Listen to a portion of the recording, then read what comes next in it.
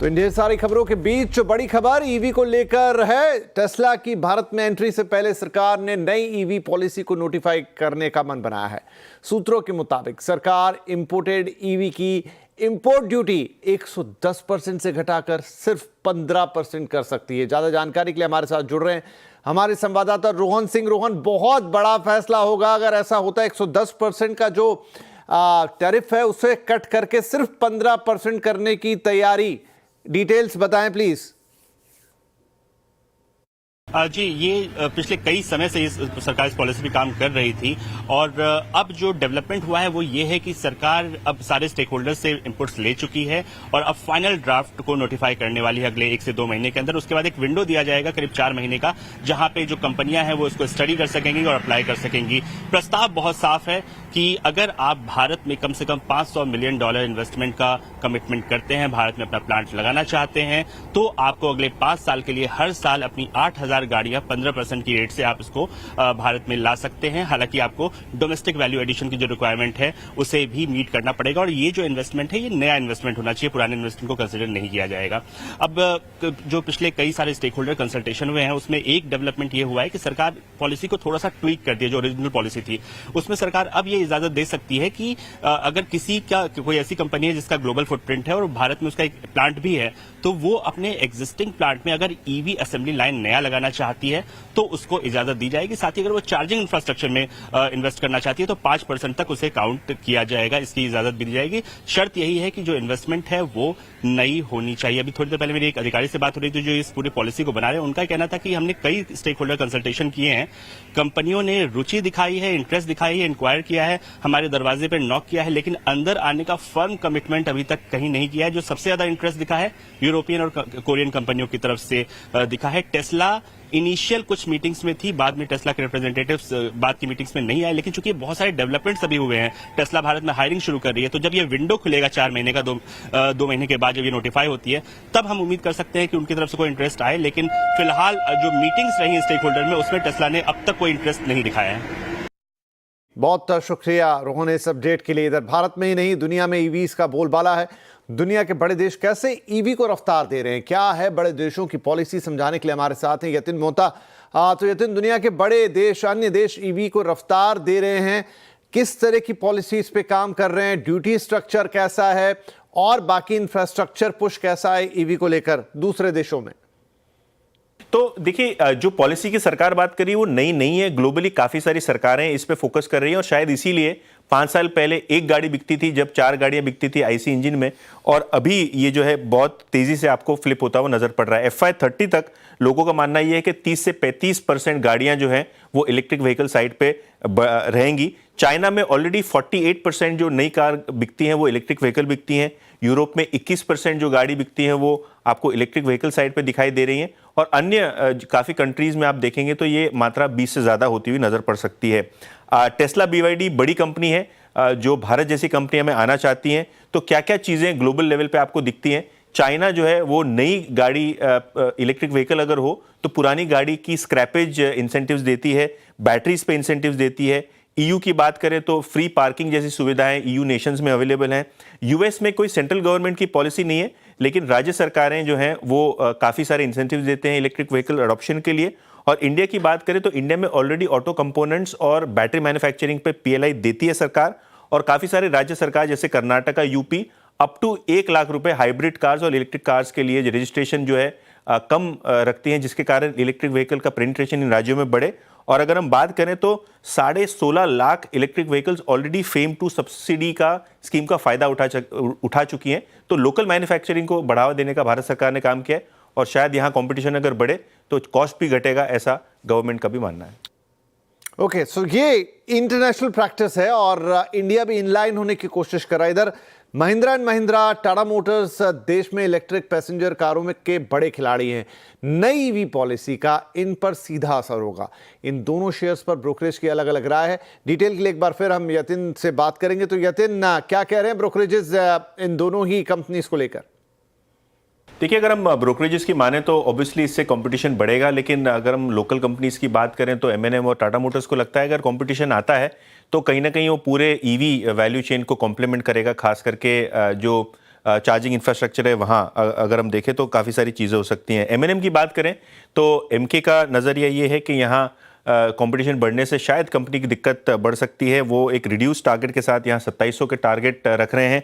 उनको लगता है कि जो कंपनी की रन रेट है 5000 इलेक्ट्रिक व्हीकल्स की, उससे मार्जिन शायद शॉर्ट टर्म में डाइल्यूट होंगे, लेकिन आगे जाके जो कंपनी की योजना है कि 500 किलोमीटर से ज़्यादा की रेंज दी जाए, चार्जिंग इंफ्रास्ट्रक्चर बढ़ाया जाए, उससे शायद आगे जाके कंपनी की लागत कम होगी और मार्जिन सुधर सकते हैं। अगर हम जेएम फाइनेंस की बात करें तो इनको लगता है कि जो आईसी इंजन है उसके सामने इलेक्ट्रिक व्हीकल्स की मार्जिन तो कमी आएगी, लेकिन आगे जाके ईवी पेनिट्रेशन बढ़ने वाला है, जिसका फायदा टाटा मोटर्स और एमएनएम जैसी कंपनीज को होगा। टाटा मोटर्स पे जेएम फाइनेंस का व्यू ये है कि ईवी मार्जिन जो है लोकल कंपनीज के प्रोटेक्टेड रहेंगे, क्योंकि पीएलआई स्कीम्स सरकार आपको ना ही ईवीज पे दे रही है बल्कि आपको बैटरी पैक्स पे भी दे रही है, जिससे के कारण लोकल कंपनीज को एक एडवांटेज रहेगा और हायर ऑपरेटिंग लेवरेज, यानी जैसे जैसे सेल्स बढ़ती है वैसे वैसे कंपनियों को फायदा ज़्यादा बेटर होता रहेगा। हैरियर और सियरा ये दो फ्लैगशिप मॉडल्स हैं जहां आपको नए लॉन्चेस और नए प्रोडक्ट्स आते हुए नजर पड़ सकते हैं इन ब्रांड्स के अंदर। और मोतीलाल ओसवाल को भी लगता है कि जो जेएलआर है वो प्रीमियम इलेक्ट्रिक व्हीकल्स बेचती है, जो टेस्ला और बीवाईडी जैसे लोगों के साथ कॉम्पीट अच्छी तरीके से कर पाएगी, इसलिए वो न्यूट्रल है। टारगेट है 755 रुपये। जी यतिन, बहुत शुक्रिया। तो ये एक पावर पैक्ड ईवी डिस्कशन आपके साथ हमने किया। क्या हो रहा है ईवी पॉलिसी से लेकर अगर हम बात करें जो कंपनीज इंडिया में ईवी में ऑपरेट कर रहे हैं। चलिए लगे हाथों बाजार की भी बात कर लेते हैं। अब बात कारोबारी हफ्ते का ये जो आखिरी दिन था, बाजार गिरावट के साथ बंद हुआ है। निफ्टी 5 जून 2024 के बाद पहली बार 22,800 के नीचे बंद हुआ है। तो सेंसेक्स 425 पॉइंट गिरा है और 75,311 पर टिका है। मिड कैप स्मॉल कैप शेयरों में बिकवाली फिर है। तो मेटल को छोड़कर सभी सेक्टर इंडेक्स प्रेशर में दिखे हैं। डिटेल्स के साथ है कंचन बाजार में एक बार फिर वही हाल, सब जगह गिरावट, चौतरफा गिरावट। कौन से स्टॉक आज इस गिरावट में थोड़ा बहुत संभल पाए और कहां गिरावट बहुत ज्यादा हावी रही? डेफिनेटली तो हफ्ते के आखिरी कारोबारी दिन भी हमें बाजार के अंदर वापस से कोई एक अच्छा खासा रिवाइवल आता हुआ तो नहीं दिखाई दिया है। इनफैक्ट जो सारे ही इंडाइसेस है, मेजॉरिटी ऑफ इंडाइसेस आज लाल निशान पे बंद हुए हैं एक्सेप्ट मेटल इंडाइसेस। अब बात कर लेते हैं कि निफ्टी का जो कौन सा सबसे बड़े अच्छे शेयर्स रहे हैं। सबसे पहले गेनिंग साइड की बात करी जाए तो हिंडाल्को में 2.5% का इजाफा रहा है, टाटा स्टील 2%, आयशर मोटर्स करीब 2% और लार्सन एंड टूब्रो में भी 1% की मजबूती देखने को मिली है। मेटल काउंटर्स में अच्छी खासी तेजी रही है, लेकिन लूजिंग पॉकेट में महिंद्रा एंड महिंद्रा खबरों में बना हुआ है, जिसके चलते यहां पे रिफ्लेक्शन देखने को मिला है। बीपीसीएल 3% की कमजोरी, अडानी पोर्ट्स 3% और टाटा मोटर्स भी करीबन 3% की कमजोरी के साथ बंद हुए हैं। अगर मिड कैप के बढ़ने वाले शेयर्स की बात करी जाए तो जेएसडब्ल्यू इंफ्रा में अच्छी खासी तेजी देखने को मिली है, आज करीबन 9% का इजाफा। पीबी फिनटेक 4%, सेल में करीब 3% और बंधन बैंक भी करीबन 2% की मजबूती के साथ आज के सत्र में बंद हुए हैं। लूजिंग पॉकेट की बात करी जाए तो बायोकॉन में 4.25% की कमजोरी है, गोदरेज प्रॉपर्टीज आज करीबन 4%, कोफॉर्ज में 4% और एमएनएम फाइनेंशियल में भी करीबन 4% का प्रेशर देखने को मिला है। एमएनएम फाइनेंशियल में आज ये खबरों में भी बना हुआ था अपने राइट इशू को लेके, लेकिन अगर ओवरऑल बात करी जाए तो डेफिनेटली मार्केट के अंदर एक पेन है।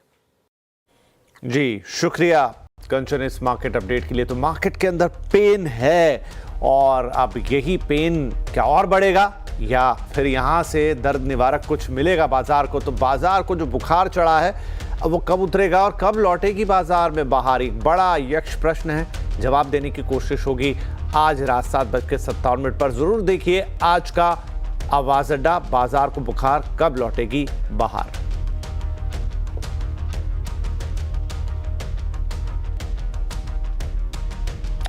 चलिए अब कुछ और खबरों का रुख करते हैं। इंडियाज गॉट लेटेंट विवाद के बाद सरकार अब एक्शन में है। ओटीटी प्लेटफॉर्म्स के बाद सरकार सोशल मीडिया इन्फ्लुएंसर्स के लिए कोड ऑफ कंडक्ट लाने पर विचार कर रही है। यह कोड 50 लाख से ज्यादा फॉलोअर्स वाले इन्फ्लुएंसर पर लागू होगा। और डिटेल्स के साथ है असीम मनचंदा। तो असीम, मामला तो अभी भी ठंडा पड़ा नहीं है, कोर्ट में केसेस हैं, टिप्पणियां आ रही हैं, काफी वाद विवाद डिबेट भी चल रहा है पूरे देश में। ऐसे में सरकार अब इन्फ्लुएंसर्स पर किस तरीके से कंट्रोल कह लूं, शिकंजा कह लूं, कसने की तैयारी में है? इंडिया गोट लेटेंट शो के ऊपर कुछ इन्फ्लुएंसर्स ने आपत्तिजनक कमेंट दिए थे। वो मामला सुप्रीम कोर्ट भी पहुंचा, तो सुप्रीम कोर्ट ने केंद्र सरकार से पूछा था कि सोशल मीडिया पर काफी कुछ अश्लीलता फैली हुई है, आप उसको लेकर के क्या कदम उठा रहे हैं, आप हमें बताइए। अगर आप इसको लेकर के कदम नहीं उठाते तो हम इसको लेकर के कदम उठाएंगे। इतना ही नहीं, जो parliamentary standing committee on IT है, उसने भी सूचना और प्रसारण मंत्रालय और आईटी मंत्रालय को चिट्ठी लिखी थी और कहा था कि सोशल मीडिया पर जो भी अश्लीलता फैल रही है उसको लेकर के आप कदम उठाइए। तो जो हमें सूत्र बता रहे हैं कि सूचना और प्रसारण मंत्रालय ने इसको लेकर के कदम उठाने की तैयारी कर ली है। जल्दी ही जो सोशल मीडिया इन्फ्लुएंसर्स हैं, जिनके की 50 लाख से ज्यादा के फॉलोअर हैं, उनके लिए सरकार कोड ऑफ कंडक्ट लेकर के आ सकती है। खासतौर पर कि उनको इन्फ्लुएंसर्स को अपने शो के ऊपर रेटिंग देनी होगी। इतना ही नहीं, उनको डिस्क्लेमर भी देना होगा। इसके साथ साथ सरकार उनको और भी एडिशनल गाइडलाइंस मानने के लिए बाध्य कर सकती है। तो सरकार ने इसकी तैयारी शुरू कर दिया और बहुत जल्दी इसको लेकर के सरकार फाइनल गाइडलाइंस लेकर के आ सकती है, ताकि सोशल मीडिया पर जो अश्लीलता या ऑब्सिनिटी या फूहड़ कमेंट फैल रहे हैं उसके ऊपर रोक लगाई जा सके। शुक्रिया असीम इस जानकारी के लिए।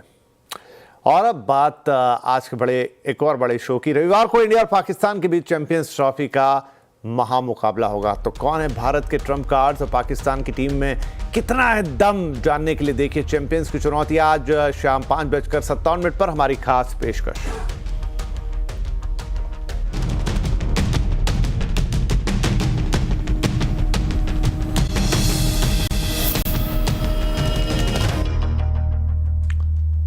वेलकम बैक, आप देख रहे हैं आवाज समाचार। अब कुछ और खबरें। दिल्ली की नई मुख्यमंत्री Rekha Gupta full action mode में है। दिल्ली के पूर्व मुख्यमंत्री और मंत्रियों के व्यक्तिगत स्टाफ की सेवाएं खत्म कर दी गई हैं। साथ ही डेपुटेशन पर भेजे गए अधिकारियों को भी मूल विभागों में लौटने के ऑर्डर दिए गए हैं। इसके अलावा आयुष्मान योजना को दिल्ली कैबिनेट की मंजूरी मिलने के साथ ही इस पर काम शुरू हो गया है। जल्दी आयुष्मान कार्ड बंटना भी शुरू हो जाएगा। दिल्ली सरकार के अधिकारियों को इसके लिए ट्रेनिंग का काम शुरू कर दिया गया है। 24 फरवरी से 27 फरवरी तक दिल्ली विधानसभा का सत्र चलेगा और 25 फरवरी को सदन में सीएजी की रिपोर्ट रखी जाएगी। वहीं दिल्ली के स्वास्थ्य मंत्री पंकज सिंह ने मोहल्ला क्लिनिकों के कामकाज की जांच के आदेश दिए हैं। पहले दिन ही हम यमुना माई के घाट पे जाकर के यदि प्रण को अपने याद कर रहे हैं तो उन्हें क्या तकलीफ है भाई। हमने अपनी कमिटमेंट्स बार बार दोहरा रहे हैं, मन में दोहरा रहे हैं, कैबिनेट में कर रहे हैं, सारी चीजों पे एक भी कमिटमेंट हमारी अधूरी नहीं रहेगी। 100% दिल्ली के जनता के लिए हमने जो कहा है वो हम करेंगे। दिल्ली की सीएम रेखा गुप्ता ने कहा है कि दिल्ली के लोगों को जो भी वादे किए गए हैं उनमें से एक भी वादा अधूरा नहीं रहेगा, सारे वादे पूरे होंगे। तो भारतीय मूल के काश पटेल अमेरिका जांच agency federal bureau of investigation यानी एफबीआई के डायरेक्टर बन गए हैं। अमेरिकी संसद के ऊपरी सदन यानी सीनेट ने उनकी नियुक्ति को मंजूरी दे दी है। काश पटेल का कार्यकाल 10 साल का होगा। सीनेट से मंजूरी मिलने के बाद काश पटेल ने राष्ट्रपति डोनाल्ड ट्रंप और अटॉर्नी जनरल पाम बॉन्डी को समर्थन के लिए धन्यवाद दिया। Very easy, a little easier than some of our people, but they were all approved, every one of them. And today we just had Kash Patel approved, which is great. So, Brooke, congratulations. तो आवाज समाचार के इस addition में फिलहाल के लिए इतना ही। खबरों का सिलसिला जारी रहेगा।